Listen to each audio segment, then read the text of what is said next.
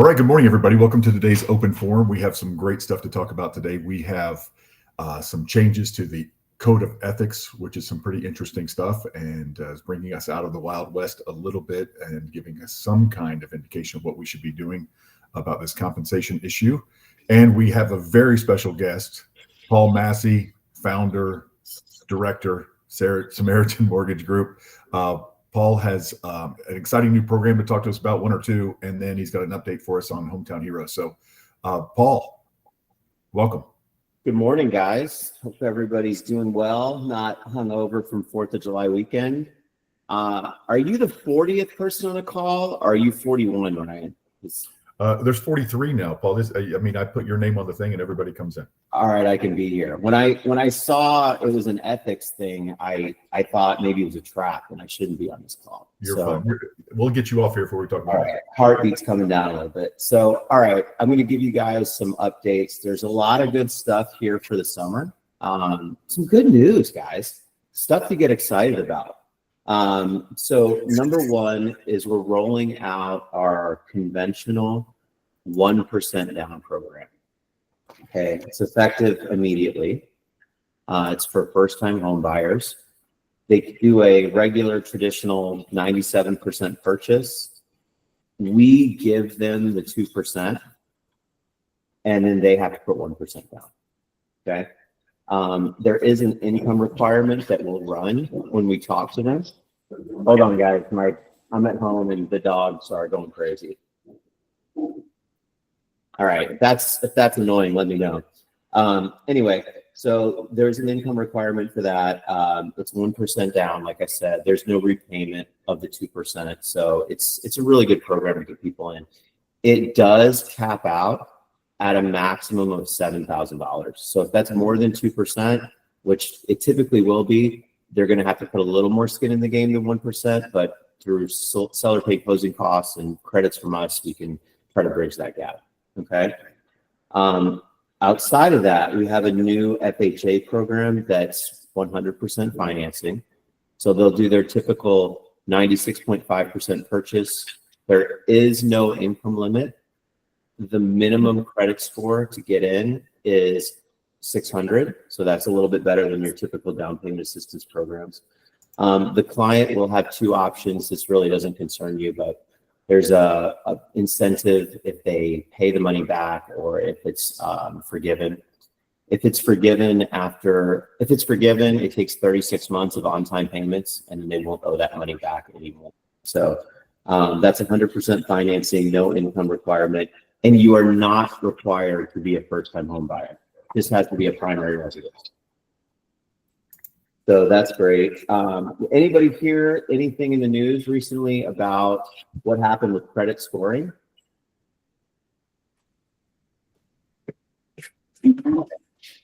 So one of the big pushes this year was to lower the cost it takes to get a mortgage.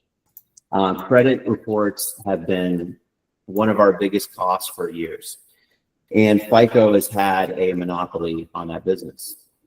So I'm sure you guys have seen where somebody pulls their credit score with Credit Karma and then I pull it, and they're two completely different numbers, right? That's because Credit Karma is using a system called Vantage, where we're using a system called FICO. Well, FHFA came out and said, this is ridiculous. It's a monopoly. So now lenders can use Vantage, which will help with the scoring. Right, it'll give the buyers a little bit of boost. It's going to take a little bit for that probably to be implemented. There won't be those questions and believability from what they're pulling on their own and what we're pulling, which is nice. And the overall cost of getting a mortgage will be less, because our average credit report cost now is about $200, and 5 years ago it was about $30. So it's gotten out of control. Okay. And God forbid you need to do a rescore or remove disputes, then the cost just gets into the thousands sometimes. So this is going to make a lot of things better for everybody. Okay, so those are three really good things. Hometown Heroes, nothing's happened. We don't know who's going to be eligible for it. There is no money for it. You cannot sign people up for it yet. We're waiting to get clarification from the state. but the money's not there, and it's going to be there. But they're also talking about expanding the list of who can get the money, because they previously limited it to professions again. They kind of took back old guidelines from years ago. So that's all I got for you guys. Let me know what kind of questions you have. Awesome. Christina's got a question. Go ahead, Christina. Yeah, it sounds like you answered it. I had heard the opposite. Yesterday, I had heard from somebody that they were narrowing the list of eligible buyers, that it was going back to police, fire, medical, teachers only being eligible for the program.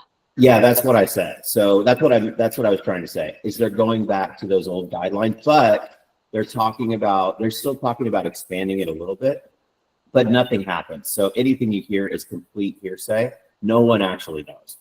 But they're going back to that model. We just don't know how expanded it's going to be. Okay, great. So I've got the flyer up here, Paul. It looks like this is what you were talking about originally, the 3% down with the lender putting 2% down. Those of you who are not mathematically inclined, that $7,000 means pretty much a $350,000 house. That's kind of the cutoff for if Paul can do the whole 2% or just part of that. You said there are, first of all, it says they can take gift funds. So pretty much any of your most cash poor, I mean, you can get, these are for renters, man. You can get renters into houses. And Paul, you mentioned, oh gosh, you mentioned, oh, I can't remember what I was going to ask you now, but you mentioned, what was I going to ask you? Well, I had a great question, but I don't remember what it was. So anybody else have a question? Go ahead.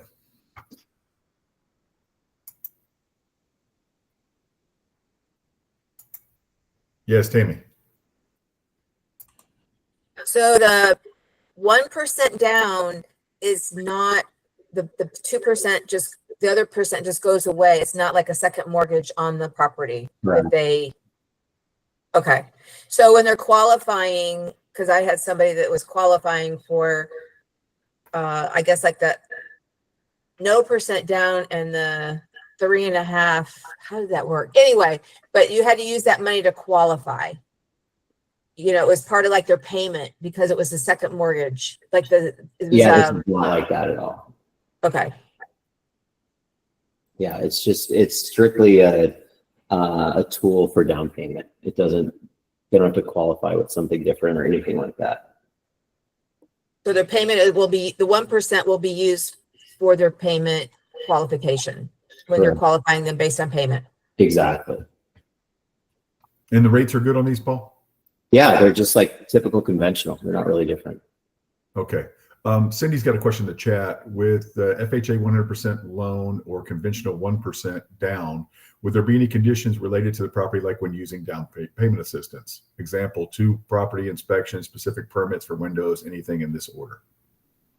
Okay, so we got 2 different things. I'm not really sure where we're going with the permits, but we can't do down payment assistance with these programs. You got to pick one at the end of the day. Yeah.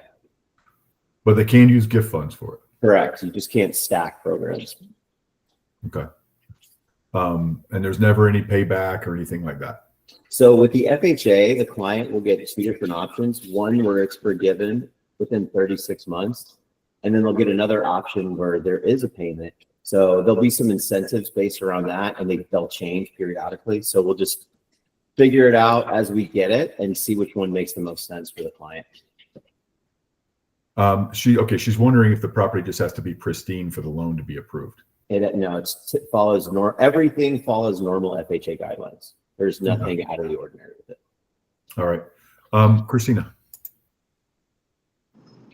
Hey, my connection was breaking up pretty bad. I didn't really get all the information about what you're saying about the new programs. I don't want to make you reiterate it on this call. I don't know if somebody can send me a link or something for our flyers for what you're talking about after the call or in the chat or something. We can call it. I can call you and have somebody call you and just give you a rundown of everything. Sure. Okay, thank you. And we'll send either way, guys, we'll send out some flyers so you guys have it no matter what. Yeah, Paul, make sure somebody gets your information in the chat, please. Jay, you have a question? Yeah, I just was, I put it in the chat as well. I was wondering if there were tax implications on the forgiven money. There is not. I mean, we're not tax professionals here, but it would just go against the basis of the house, right? I mean, Yeah. just, money you didn't spend. Yeah. All right. Let me see. I got more stuff in the chat. Oh, that's you. Any other questions for Paul? Paul, so the hotel, it seems like all these things are trying to get people to buy more houses, trying to kickstart the market. There's been some stuff in the news about special meetings of the Fed, et cetera, too. I know we will not hold your feet to the fire on this. What are you thinking about the future of rates? There's going to be nothing. I don't think there's going to be any changes at all this year. I think in February, I believe it is of next year, I think Powell's going to get the can. I think they're going to do 6 rate drops next year. And I can only hope it's not as dramatic as they are talking about it being, because it'll be great for us for a year and a half, and then it'll be really ugly. So, but yeah, I don't think there's going to be any rate drops this year. I think that they're going to come next year for sure. Okay. Fantastic. Any questions for Paul? Do not hold Paul to that. It's just an opinion. Yeah, that's my best guess, guys. That's what the Fed said too, by the way. Right. Any other questions for Paul? Come on, guys. This is good stuff. This is good. This is your chance to talk to a lender who knows what he's doing. Oh, Christine. we got our hand raised. Okay. I'm always good for a few questions. So the credit score thing, yeah, I think I saw Pulte tweeting about this yesterday. So basically now there's more options for how you guys can determine like the scoring, and it's going to be more affordable. Yes. So right now, FICO has a monopoly on the system with their tri-merge credit reports. Tri-merge just means one pull from all 3 bureaus. So Vantage is what Credit Karma, all those different agencies use. So now the lender is going to be able to use either one. So no one's come out and said exactly how they're going to do it yet. But at the end of the day, it's going to create competition where a monopoly has existed. So it's going to lower the cost of doing business for us, which is going to in turn lower the cost of, purchasing a home for the buyers. But Paul, when you say most importantly, I mean, there's a lot of times tens of points difference. Yeah. So I wouldn't be surprised if they do some sort of, some sort of like merger between the two, right? Where it takes the median of the two, but that's to be determined. But yeah, I mean, Vantage is more forgiving for sure. Mm-hmm. Yeah. No, people, very rarely does someone have a great or a bad Credit Karma and then FICO thinks are great. It around. It happens a lot. Yeah. So this is another thing that makes me feel like they're trying to kickstart the market without lowering the rates. Yeah, exactly. Or they're trying to do everything but yeah. Hi, Paul. Do you speak Spanish or have a Spanish speaker assistant available? I speak very minimal Spanish, but I have 3 Spanish speaking loan officers. Okay. Awesome. Fantastic. And they probably do a better job than you two, or about the same? Oh, for sure, especially in that language. Yeah. For sure. Say Ryan can be the translator. If you don't know where the bathroom or the library is, I got it. Yeah. All right. I can do that. Okay. Any other questions for Paul? All right. Paul, thank you very much for coming in. Paul's information is in the chat. You guys, he can fill you in on these programs, and we can go. Let's see, what else did you send me? Okay, you just sent me a better flyer. All right. Well, thank you, everybody. Thank you, Paul. Not everybody else. Everybody else stay. Paul, thank you for coming in, bud. All right. Thanks, guys. Have a great day. See you soon. Bye. Bye-bye. All right. Paul is very good at what he does, guys, and we should get that information from him. That 1% down thing is fantastic. And let me do this, show this tab instead. That 1% down thing is fantastic. So take advantage of that. All right. This was sent out. I copied you guys on it in the email I sent you. Everybody familiar with this? Had you already seen it? Did anybody see it before? Okay, you got it from Florida Realtors. If you don't, send them to spam. Let me see here. I need to blow this up a little bit for you.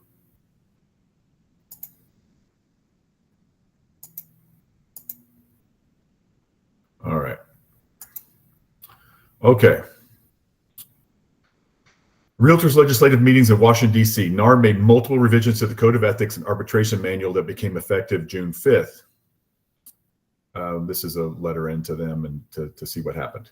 Okay.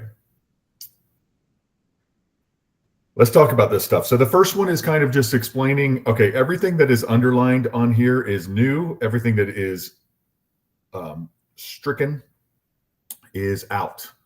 So obviously they had to add all the new stuff about the compensation, right? That was an expected change to the Code of Ethics. Guys, we have talked about how it has been the Wild West since they changed this stuff. So it's a year now, almost. It's been the Wild West, people not knowing what to do. And we're going to get into some of these things that we have guessed on what we should be doing and see what they codified into our Code of Ethics when they met. So this is pretty interesting stuff. This first part's not that interesting, but the Realtors Company policies regarding cooperation, obviously they took out the part about the amount of compensation that will be offered.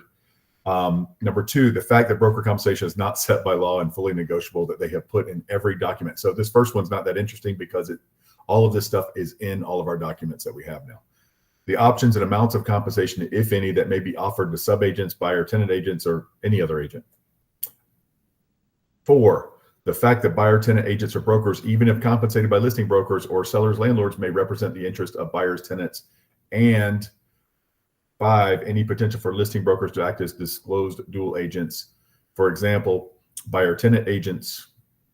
So what they're saying is when you meet with your seller and you get them to sign the listing agreement, you explain to them that I might work as if we're doing a transaction broker, you say I might also represent the other side, which I will let you know if I do, right?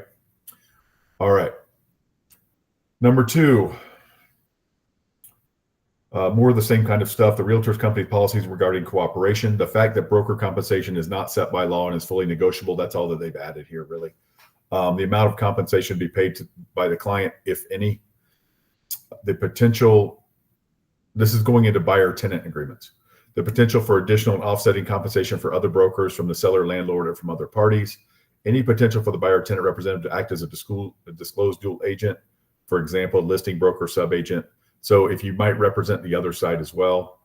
The policy that sellers and sellers representatives may not treat the existence, terms, and conditions of offers as confidential unless confidentiality is required by law, regulation, or by any confidentiality agreements between the parties. Okay.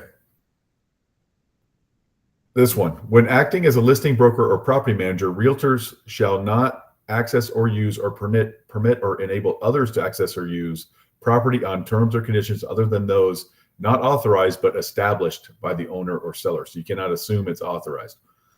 So, and that goes on here to number 6 as well. It's the other side of that. When acting as a cooperating broker, meaning a buyer's agent, or in a capacity other than listing broker or property manager, realtors shall not access or use or permit or enable others to access or use property on terms or conditions other than those established by the owner or the seller. This has always been the case, guys. This is for people who see a sign in the yard and go knock on the door, or they don't follow the showing instructions. That's what this is for. It was already not ethical to do that, and now it really is. And this is how people end up, or you go open the lockbox when somebody's inside in the shower because you didn't have an appointment, or you're late for your appointment, or you're early for your appointment. Do not do that. You can see it later. Okay. Number 4, standard of practice 3.1. When acting as exclusive agents or brokers of sellers or landlords, realtors will work with sellers or landlords to establish the terms and conditions of offers to cooperate. Unless expressly indicated in offers to cooperate, cooperating brokers may not assume that the offer of cooperation includes an offer of compensation. They took out terms of compensation, if any, shall be ascertained by cooperating brokers before beginning efforts to accept the offer of compensation.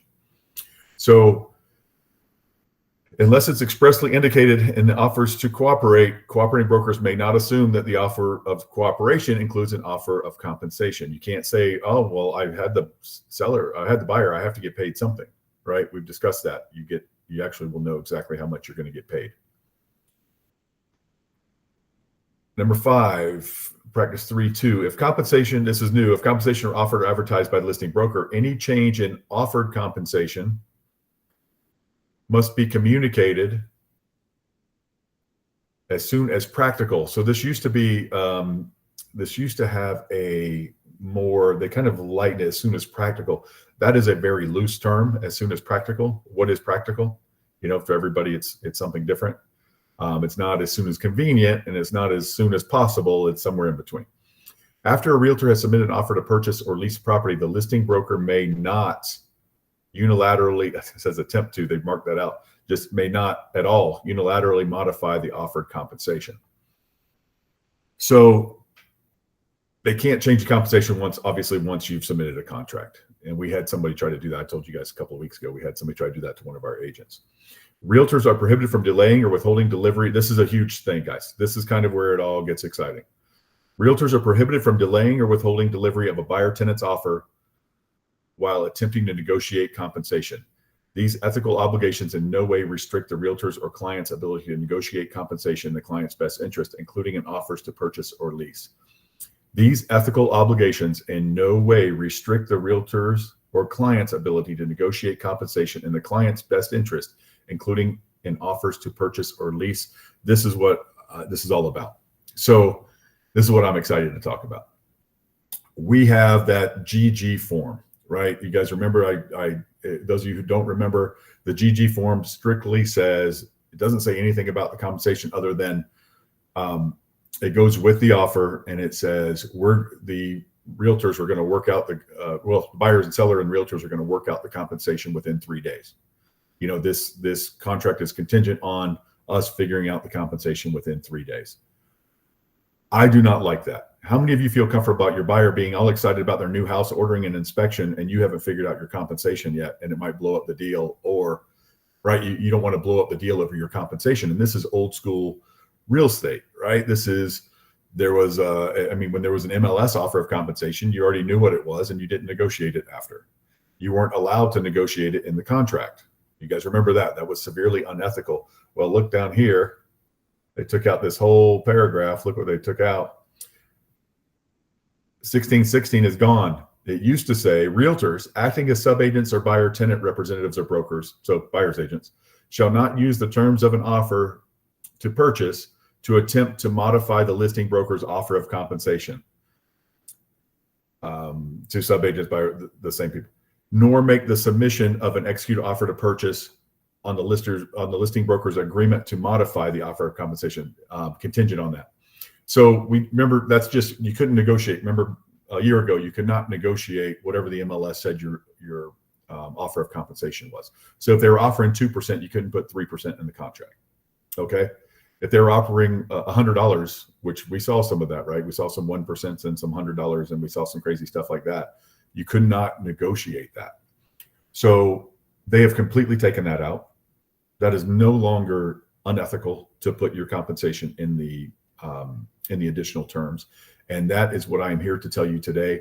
Put your compensation in the additional terms if they didn't give you a compensation form. If you don't have a compensation form, if you're the listing agent, have a compensation form ready to go out to everybody. Just fill in the parts that we already have. If you pull the one off the paperless pipeline, you'll see all the information you need is already on there. Not the particular address and the particular amount you're offering, but everything else is on there. Fill out the address, the amount you're offering. Don't worry about the other agent's name or broker's name. Don't worry about the client's name. Just send it out to anybody who say, yeah, we're offering 2.5%. I'll shoot you over the form. Okay. Because they don't know if it's the seller paying it or the seller's broker paying it. And now they'll have the form. You don't have to worry about it anymore. They still, and you can still, can argue for more commission on the contract. And why can you do that? More compensation on the contract. Why can you do that? Because the buyer owes the money. if the buyer owes 3% and you're asking for 3%, you're not negotiating on behalf of Florida Realty Investments or Thomas Dean. You're negotiating for your client because they owe that money, legally owe it to you. Okay, they legally owe it to the brokerage. Okay, so get that through your heads, please. You can argue for 3% or negotiate for that in the contract. Okay, there's been some question about that. Should we not still, because we've all been ingrained with this, no, you can't ask for compensation on contract. Well, guess what? That's how commercial has worked forever. You put your compensation. Is Brian Capo, I know Jay's in here. You guys pipe in with this. You put your compensation on the contract. You put Florida Realty Investments gets 3%, will be paid 3% by the seller at closing. You put that on a commercial contract. We always have, because 95% of commercial deals are not on MLS. 95% of commercial agents don't have MLS. So they're buying stuff off of LoopNet. They're buying stuff off of Craigslist. They're buying stuff off of all different kinds of sites. Yes, it's stated in the LOI. They also do LOIs. So it's a letter of intent. All that is part of the terms. So commercial agents use, I'll just fill you in on this real quick. Commercial agents use letters of intent for all the important terms of contract, including the commission, but the price and the terms and et cetera. So they don't have expensive lawyers writing 50-page contracts and for deals that aren't going to go through. They can't even agree on the price. So they agree to all the terms of it before they draw up the contract to save money and time. But one of the things they put in the contract is that's how it will be paid. That is what I'm here to tell you guys today. They have literally taken out of this. So the next time an agent gives you a hard time, because I've had you guys do this, and some agents have been, oh, you can't write that in there. No, my broker says take it. That is not. It is not. It only made sense. It only made sense. Yeah, they owe it in the buyer brokerage agreement. Exactly, AJ. It only made sense that that's why I've been telling you guys this. It only made sense. It was only logical that you could write it in the contract now, because there is no MLS. The reason you couldn't before is because it was on the MLS. It was their offer of compensation. You couldn't argue with it. You didn't like it, don't show it. We weren't supposed to do that either, but that's what you did. So you're supposed to do it here. And now you can do it. If they do not give you a form, then put it on the contract. That's what I've told you guys, because we've had one of you do this, at least one of you that told me about it. You've put a contract together and they've told you a certain amount that they were going to give you, or maybe you didn't even ask first. You just assumed it was going to be 3% and it wasn't. So it's been a difficult, expensive lesson for a couple of you. Put it on the contract. They can negotiate it if they want to. They say, oh, my seller. So what's happening is the listing agent is seeing this and saying, oh, that's not what my seller agreed to. We're only doing 2%. And you say, well, then we need to negotiate this. I mean, send us an offer back. Whatever. If you want that price, it's going to be 3% because my buyer is going to have to come out of pocket. Okay. So, any questions on that? Has anybody in this call received any blowback for putting it on a contract, or anybody wish that they had put it on a contract in the additional terms? Because I know we have agents who have had both of those things. Feel free to pipe in. Yeah, I had that one where remember where I like something about the way that I put it or added it into the additional terms, and he's like, well, now you're asking for double the amount because we had the GG writer, and I'm like, that's literally not at all. Well, the GG writer means nothing. So you don't do it with the GG writer, but if they gave you the compensation form, seller's broker to buyer's broker, then you're fine. You don't need to put it in the contract, because you can. Yeah, you're gonna send that to the title company and say, this is why I'm getting 3%. Yeah, I'm just agreeing that like a lot of agents don't understand, and so I forget exactly the way that it went down, but it was the proper way to do it. And he was like, "Oh, now you're asking for double the commission." Right. I remember that. Yeah, you weren't. If it just put it in the contract, and if they say, you know what, we don't want it in the contract, I'll send you a compensation form. Okay, that's fine too, right? As long as we agree to the right amount, to the same amount. Go ahead, Christina. Sorry, that was it. Okay. Oh, you accidentally put your hand up. All right. Tammy in Orlando. I do put it in the contracts now, and I don't even ask what the seller's paying. I just put 3% in the contract. But then it can get, and then sometimes, if you ask for closing costs, the balance of your 3% could come out of the closing costs if you're asking for them. No, I mean, it could. because it's going, if they're going to pay me this, the buyer is going to be responsible for the other 0.5%. So they're going to get a credit for closing costs. So it's, you know what I'm saying? Mm-hmm. Yeah, they can use that money for whatever they want. And But it's really awkward when the seller comes back and they say, well, we're only paying 2.5%. So do you, which I've been marking it out 2.5, like one person, I waived that other 0.5. It's a good commission. So I just waived it.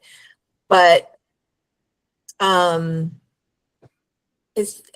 if you agreed on your buyer broker agreement to 3, and you put 3 on the contract, but the seller's only paying 2.5, so you cross that out and you put 2.5.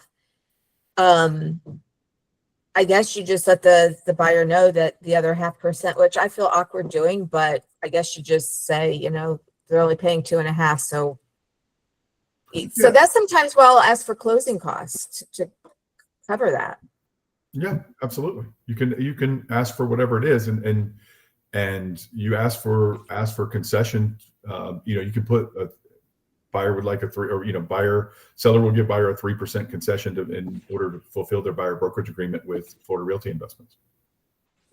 Whatever you want to put down there, and then if they want additional to that, which a lot of times they do, of course, you can just put, if you want to say, buyer wants seller will give buyer a 3% concession toward closing costs and prepaids, or toward repairs, or toward whatever, and then you can put on there also Florida seller will concede 3% toward the buyer brokerage, toward the buyer's buyer brokerage agreement with Florida Realty Investments. Okay. Yeah, but you're doing it right. Keep doing it. I don't care what they're offering either. So I mean, that's kind of the attitude. I almost don't want to ask. Right. Exactly. Exactly. I don't ask anymore. I just assume 3%, put it on the contract because that's what I've signed with my buyer, and then we'll try to get it. You remember how nervous and scared you guys were a year ago when we had on here, and we had Carissa on here for our first one we did about this. And Carissa said, ask for 3% all the time, ask for 3%. And you guys, our commissions are higher all across the board. They are not just ours, but our commissions are higher now than they were. Our buyer side commissions are higher now than they were a year ago. And one thing though, that Carissa and I had talked about, we just talked about it yesterday, is that we had thought that you guys might have a hard time getting buyer brokerage agreement signed. Not you guys, everybody. And that does not seem to be the case at all. From what you guys have told me. Are you guys having any blowback about buyer brokerage? I mean, you're going to have some, but are you having anybody not sign it? Well, it's nationwide. So any realtor they get, they're going to have to sign this with. So it's kind of like, you'll sign this regardless if you want to work with me or someone else. It's just mandatory. You'll have to sign this with someone. Right. Might as well sign it with me. Right. And I don't think it's, as long as you present it in I'm going to do this for you and this for you and this for you and this for you. Guys, I've been telling you for 10 years to get them to sign the buyer brokerage agreement before it was required, because it's a way to sell them on you. And, 50%, 60%, 70% of that agreement is all the things you're going to do for them. Right. It's all the things explaining what you're going to do for them. And it kind of takes away what do realtors even do for us mentality when you show them all the things that you're going to do for them and add some stuff to it. I would even get your own guys. I mean, have Chat GPT write you things that realtors do, things that buyer agents do for their clients, and do that, and then have them fix it and make it however you want. Make it bullet points, make it this, make it that. I bet we could do that right now. I'm not going to, but I bet we could do that right now. And you can have that. You can have them write all of you remember the list of, you can either Google this or have a new one written, Google, and you can have it kind of made to your exact, what you want to do is the list of 300 things. And there's a list of 184 things that realtors do. And when you argue with someone about, when you talk to a seller, not argue with them, but you don't argue with them. When you talk to them about your commission, so, and they only want to pay you, 1%, then, which of these things do you want me to do and not do? Right. Christina. Yeah, and generally speaking, I would agree. Most people are fine with it. There's some people that aren't okay with it, maybe like a cold lead or something, but most of them are. And I think the ones that aren't, I mean, that's a good indication of me of somebody I don't want to work with. I can save myself some heartache. I'd rather focus on people, that are at least open to hearing what our value is and want to give us that basic, you know, sign of respect, a basic business thing. You know, attorneys won't even talk to you without charging you $500. So we're way undervalued in general. So I hope that we're all getting a raise. Well, we are, except the market's slow. But when the market picks back up, it'll be a big raise. I want to talk to go ahead with your rest of your question, Christina. Yeah, I was just going to say I had seen previously. The other thing I'm noticing is that sometimes I'll come across, like I ended up closing a deal with somebody. I think it speaks to our professionalism as well. Like I closed a deal with somebody, you know, friend's son who'd been working with somebody else, and that person did not have him sign the agreement, did not talk to him about it, was showing him properties. So by the time he got to me, you know, he and his father were like, well, you know, we knew he was supposed to do this, but he didn't do it. So that was part of the reason, you know, they fired him and hired me. So there's some agents out there that are not doing it still, I think. But I think it might have been MLS 10 or something, where previously they were asking for dated buyer brokerage agreements, like the MLS was doing that, to verify that they had an agreement before they were showing the property. So, you know, anybody that's not doing it, not smart, because I know some other areas have, you know, instituted checks and balances to just make sure people are doing it. Yeah, and it's still the Wild West because people aren't. I mean, you're asking NAR to do this, and they can't do it except for what you just said. So we have in the chat Cindy saying that somebody did this to her, and that and Pollock is telling her, you know, you can find out who it was later by searching the buyer's name, you know, a couple months from now in the property appraiser site, assuming you know roughly where they wanted to buy, and then look that property up on the MLS, see who their agent was, and report them to, I guess, to Stellar, if you're in the Stellar area, which Cindy is. So that's one way to do it. But I mean, there's going to be unethical people out there. Their brokers should be required, because we get audited for them, or we're going to. I assume. I don't know who's enforcing it, but we're not going to be caught without one for you guys. So they're going to be required when you guys do this. Now, if it's somebody's brother-in-law or something like that, then they'll come back, like you just explained, Christina, somebody's friend's son or whatever. They'll probably backdate an agreement for them. You'll have to get it wet signed and backdate it or whatever. I mean, people will do that to cover their butts, I'm sure. It's just, guys, I know we have a code of ethics here that we're going over, but we all know that not everybody follows them, right? If everybody followed them, we wouldn't need it. Yeah, That's so good. It makes us look professional. So they were impressed that, you know, clients are aware of it even if they're not mentioning it. You know, I think a lot of them, and so it just helps to bolster, you know, your professionalism versus the agents that aren't doing that. right, and if they won't sign it, guys, that's a good sign that they're probably wasting your time. If they won't sign at least a showing agreement or something, and you guys pay attention in these classes so you know what to use if they're giving you a little bit of a hard time. And I just want to see these 3 houses. They give them a showing agreement for those 3 houses, right? So yeah, Cindy, what do you think the chances are those people actually close on a house anyway? You know, if they're unwilling to sign it, they're going to work with somebody who has, they know it's required, but they're going to work with somebody who doesn't require it. You know, they probably would have wasted your time. So, is this uploaded on paperless pipeline if an agent is not part of NAR? Yeah, you need to have it. I don't care if you're not part of NAR. You need to have it if you're on like the Thompson brokerage you're talking about. You still need to have the buyer brokerage agreement. That's still required if you're going to work with somebody else who is part of NAR, which you probably are. So if it's on MLS, it's probably, not always, like your properties are on MLS, Carolina. You're probably going to work with that. So we always need it. We're going to require it on everything. So that's where we're at. Tammy, did you have another question? You took your hand down.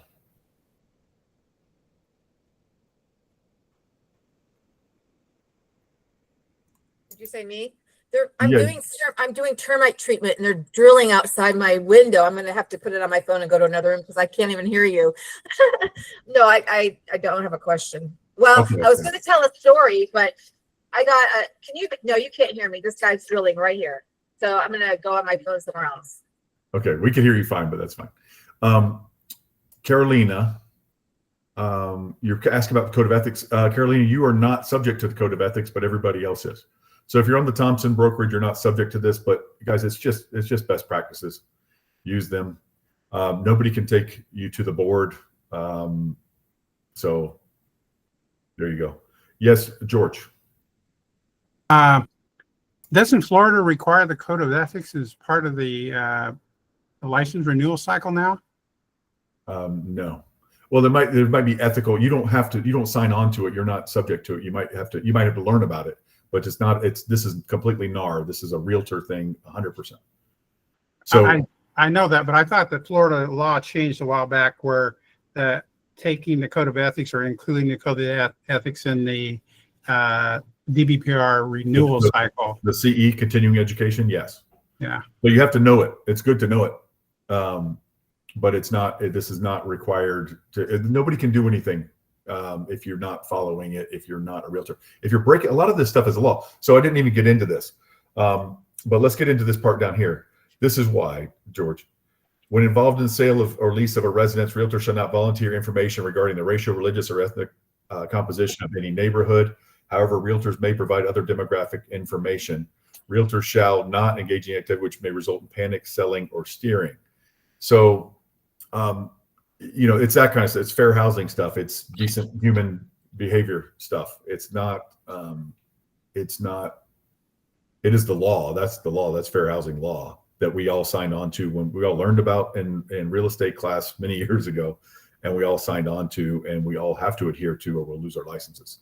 So this is the kind of stuff, and updating this kind of stuff is good. But we are not, George. If you do not show a contract because you're arguing over commission with somebody, you cannot be. If you're on the Thompson brokerage, you can't go to the board. Nobody can go to the board. Right. They can report you to the MLS and whatever, but and possibly get you kicked off the MLS. There's very little, like I said, it's kind of the Wild West still. Very little of this, but in commercial real estate, for example, it's kind of a legal thing, and you're violating FS 475. So it's a legal thing, and they'd have to prosecute you somehow legally, which is a whole different deal. Any other questions on this?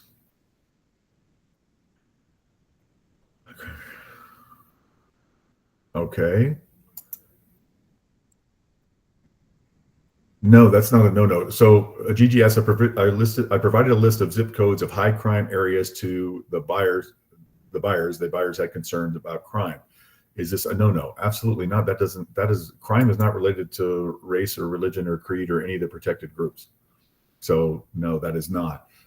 You can clearly search for, registered sex offenders and all that kind of stuff. And that's not steering, and that's not panicking, and that's not any kind of fair housing violation. That's completely normal and reasonable reason not to want to live somewhere. Christina. I agree. I just thought that we had to advise them to seek that information on their own. Oh, you can help them. No, that's absolutely that. It's a little bit not to judge here, but it's a little bit. You're getting a little bit into the weeds yourself if you're relating crime to any of the protected classes. Crime rates, school districts, or whatever are not related to someone's race or creed or religion or anything else. I'm curious, what are people shame on you if you think looking they are. up? Not you, but just in general. No, I gotcha. What are people just going to like the county websites and looking up the crime stats there, or what's people's preferred? I would recommend, guys. I would recommend just having it available all the time and not looking it up for them. That's perfectly fine. Malva says that's what she does, and that's what you've been doing. That's perfectly fine. Give them the emergency sheriff's. Yeah, they can. I think she means non-emergency. Yeah, but just give them the websites. Yeah, have that stuff available for them all the time, right? If they want to look that stuff up, it's best that you don't get involved in it, but you can certainly give them the stats if they request them and they don't, look it up. Maybe they're, not. I started to get that way. Maybe they're older and not, proficient on the internet, but look at me being judgmental or stereotyping. So maybe they just don't like to look on the internet, or they're not comfortable with it, whatever it is. But if they're interested in any of those crime things or registered offenders or anything like that. Malice said they'll never buy. There's crime everywhere. Yeah, probably true, Malice. Just don't send it as a PDF. They won't be able to open. That's right. Yeah, just give them whatever resources they ask for, but absolutely with no comment whatsoever. I mean, you can comment on, hey, yeah, these are finally, I just saw on social media different counties and stuff announcing that they've got A schools. Jacksonville schools are A for the first time and whatever. I got an email because my son used to be in Lake County schools, so they're A again. So certain, if you want to send that kind of stuff can help if they're looking in a certain area. That's all positive stuff, not related to any protected class whatsoever. Again, just be a decent human and you'll be fine. It talks about harassment. Realtors in their capacity of real estate professionals, association with the real estate businesses, the real estate related activities shall not harass any person or persons based on any protected class. As used in this code of ethics, harassment is unwelcome behavior directed at an individual or group based on one or more of the above protected characteristics, where the purpose or effect of the behavior is to create a hostile, abusive, or intimidating environment which adversely affects their ability to access equal professional services or employment opportunity. So you can harass everybody, you just can't use these reasons. Don't harass people. Be a decent human. But that's all part of our ethics. And that includes what we had happen one time. One of our agents years ago, this is 8 years ago, was on Facebook at, I don't know what they were under the influence of, but at 3 o'clock in the morning, talking bad about another agent, about how they were dishonest and they cheated them out of a deal or whatever. You cannot do that on your social media or anything else. Do not talk bad about other agents or other brokerages or your own brokerage, particularly. Don't talk bad about anybody. Even if you think it's a review, you cannot give a review of other agents or brokerages. Don't act like it's a review either. Okay. I know someone who used them and blah, blah, blah. They were not happy. Don't put that stuff out there. That you'll find yourself before the board. All right. Any other questions on this stuff? Pretty good stuff, I think. It answers some of the Wild West stuff, which is what I was looking for. I mean, this is all they've done in the year, really, to help us with the actual practical stuff, is to tell us that now, yeah, you can write your commission in the things, because that GG form is worthless and it just makes us look bad. You're asking for realtors to look bad. Use that GG form and then blow up a deal because you can't get compensated. If you really want to look bad, use that GG form and blow up a deal, because that is terrible. First of all, again, I'm going to cover this one more time. If you're the listing agent, have your 2.5%, 3% or whatever ready to go. Have that compensation form ready to go to anybody who wants to see your listing. Anybody who asks you, don't just text them back 2.5%. Send them that form so they know what form to use, right? Send them the form that says 2.5% from Florida Realty Investments on 123 Oak Street. Doesn't say who it's going to be to, doesn't say anything else. It's good for 30 days from the day I send it. Write 30 in there. There's a thing that says how long is it good. Put 30 days from the day I send it.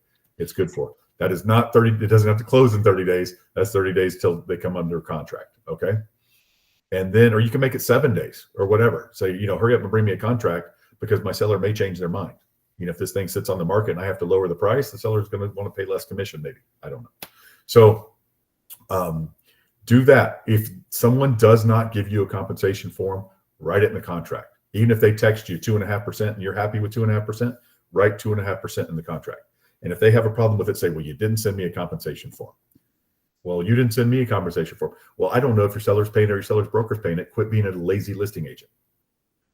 Sorry, I'm getting fired up. Carolina. What is the GG form? The GG form is a lot like the post-closing occupancy form that just says we're going to come to an agreement on this soon. The GG form says we have 3 days to figure out our compensation. Ah, so this is a new thing is what you're Yeah, I saying. went over it maybe a month ago. It's about a 2 months old, a month and a half, 2 months old. That Okay. they added it in case you want to get an offer in quick. Let's say I have a listing and you want to put an offer in on it real quick, and I'm not answering my phone or whatever, and you showed it and you followed the showing instructions and showed it, and I still haven't answered my phone or answered your question about how much commission is involved. The GG form theoretically should be where you say, oh, we'll come to an agreement on commission later. Don't just put it on the contract. If you got to fire me off a contract, and what we had people not doing anything and just sending me a contract in which I haven't agreed to pay you anything. So they're not covering themselves, which we had an agent do that and then ended up not getting a commission. And then we've had people do this GG form and then arguing about it later and not being able to come to an agreement. And now you're blowing up your buyer and seller's deal because you're arguing over commission. Now it's completely legitimate to do that. It's not like the old days. It's just going to make you look bad to do it. But in terms of not getting a commission, how would that be when agents sign a buyer broker agreement where they have the buyer sign? Yeah, you go after your buyer. You go after your buyer, but your buyer's mad now, and your buyer wants to. You can't blow up the agreement. Your buyer wants to blow up the agreement because you led them to believe maybe that you could get the seller to pay this, or or they've been buying and selling houses for 50 years and they know that's what happens, right? And now this has changed, and you didn't work it out with the listing agent. It's your job to make sure it works out. Oh, The buyer okay. does owe you, so the buyer does owe you, and they do have to pay. You're not going to not get paid, but Got it. but you're going to have to fight your buyer for it now. That's what I'm just saying. You can do it still, but it makes you look bad, right? But It makes- isn't that done at the closing regardless? yeah, you're still going to get paid, but the buyer doesn't want to come out of pocket for that. They weren't planning on coming out of pocket for it. You probably told them, "Oh, we'll work this out with the seller. Don't worry about that. I'll work it out with the seller." Right? Got It's the it. kind of thing that makes us look bad as an industry, and it makes you look Correct. bad personally with your own client, right? Mm. Or the buyer just or the buyer backs out of the deal. Buyer's fine with it. They back out of the deal, but now you've wasted everybody's time, your own time, and your buyer's time. Ooh. And that and could the get seller's time. really. I could see how that could get really. Right. So just Thank write it you. in the contract. So Yeah. and it wastes the seller's time and it wastes everybody's time. And now the listing agent looks bad. You look bad. The listing agent, just because the listing agent wouldn't answer their phone. So they should look bad. But now you look bad too. Correct. All right. So And right. just If on don't that respond, note, so if on you that- have- save that thought. So if you have a listing, have it ready, your compensation form, seller's broker, buyer's broker, whatever you did. And if you're on the buyer side and you don't have that form yet from the listing agent, write it on the contract. All right, go ahead. Sorry, Kernan. on that note, for some reason I'm having a hard time with the showing time. Has anything changed with the MLS and showing time? I've got 2 requests that I never got. So I'll work it out after this meeting, but that hasn't changed any, correct? Anyone? Not that I'm aware of. Anybody know anything about that changing? Okay. No, I don't know. If I hear something, I'll let you know. So you have a listing and somebody requested to show it and you didn't get that request? No, Because- one was last week and one was today on this call. The guy called me. He says, "Oh, I sent a showing time. Can I show the listing?" And I looked everywhere. I didn't get the request, but I was like, maybe that changed. Maybe I need to go upgrade. You have it set up as the calendar type thing where they pick a time? Same as I've always had 'Cause it. normally you'll get an email too, like, Nothing. I'll contact them about it because I was. Check your settings first. So we all have our own showing time settings. Check your settings first. Make sure your email's right. Make sure everything that you filled it in. We have before, historically, maybe when somebody left the brokerage web, they started sending it to the broker email. So but we're not getting them because I would have had it forwarded to me. Correct. We're not getting them, but somebody's getting them. So, or somebody, maybe nobody's getting them if it's blank. They wouldn't leave it blank. It's a required field. So go into your showing time settings if you can. Go into your personal showing time and check your settings. That's probably what MLS Yeah, is doing. I'm on here now to update it so that doesn't happen. But I just thought to ask just in case, because All right, and then test it. Call Solange. She'll test it for you, or have another agent test it for you. okay, perfect. Thanks. Any other questions before we go? All right, guys, this was a great class. I enjoyed it immensely. I hope you guys did too. Look at us, 11:30, getting done with this thing. Beautiful You day. know, the MLS had it was at 11 o'clock today, some town hall meeting about, I think, delaying listings or something with the sellers. I don't know if I signed up, but I was in here instead. But I don't know if they'll send me a recording. And they had one, I think, on the 9th, but it sounded kind of important, like these options for the sellers to hold off putting their listings in. I'm not totally sure, but I don't know if you got that notification. I don't know, but I know Christina asked about this last week, so she probably has some input. Go ahead, Christina. You know, I think I don't know, because that same thing, I had signed up on the 9th. I ended up having to work, and then same thing. They should make a replay available. So I'll call Yeah, and they ask should do a about that. tape. Mhm. But yeah, I think it's related to clear cooperation. Have you seen the whole headlines with Compass and NAR kind of, or Zillow going back and forth? I think it's like, I don't know the specifics, but I think it's related to clear cooperation where you can, I don't know, put it into the MLS on a delayed basis. I don't know what that means for Zillow, because I think Zillow is saying if you don't follow clear cooperation, the listing is going to be banned for life. It's related to that, but I don't know the specifics. Okay. Yeah, hopefully they do. Some good organizations record their meetings and put them on like a YouTube channel. I know we do. So any other questions or comments? Yes, Gigi, I agree. It was a great meeting. Thank you everybody for coming. We will see you next time. If you have any questions or comments, keep them coming, and we'll see you next week. Bye, everybody.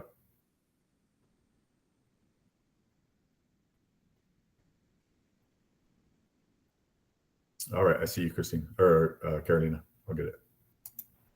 Thank you, Ryan. You bet, everybody. Go get them.